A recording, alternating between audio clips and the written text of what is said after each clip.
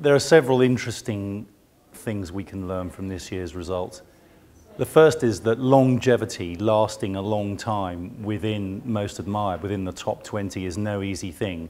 It's the 25th anniversary this year. Only 2 companies are still surviving in the top 20 who were there in 1990, Unilever and Shell. And it just shows that the process of creative destruction in business goes on and is relentless. I think the other thing that we can learn is that retail is in quite serious trouble at the moment. There are no retailers in the top 10. There's a marked lack of confidence in that sector. The numbers are down. In the top 10, we've got an airline, gambling companies, and of course, property companies.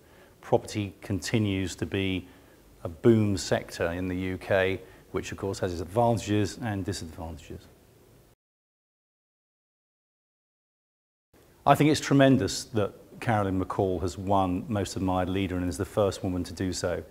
We've followed her career for nearly 15 years now, since she was at The Guardian, then went on to EasyJet. She's been hugely supportive of Management Today's efforts to promote the cause of women in business, both in the junior ranks, the mid ranks, and right up at the top, where she still is one of only 5 females leading FTSE 100 companies, and that's something that has to change. So well done, Carolyn. It was a free vote, unprompted, and she was quite clearly the winner ahead of all the others. I think Unilever has been pretty fascinating over the last decade, particularly in the years under Paul Polman.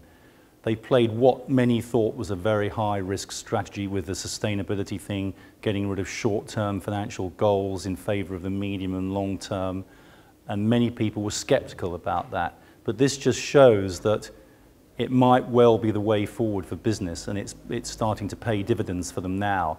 They've won the admiration of their peers, who were their fiercest critics, and it looks as if they're on the right track.